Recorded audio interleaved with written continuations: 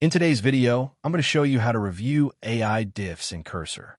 First, generate an AI edit by selecting some code and asking Cursor to make a change, or by using the chat panel. Once the suggestion appears, Cursor will show a diff view. This highlights exactly what's changing. Usually, anything in green is new code being added, and anything in red is code being removed. Take a moment to read through the changes line by line.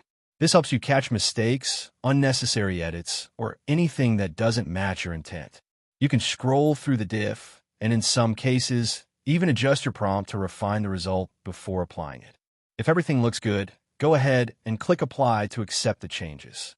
If not, you can discard it or ask Cursor to try again with a better instruction. Reviewing diffs is important. It keeps you in control while still benefiting from AI speed. And that's it. Thank you for watching this video. Please feel free to use the affiliate link in the description.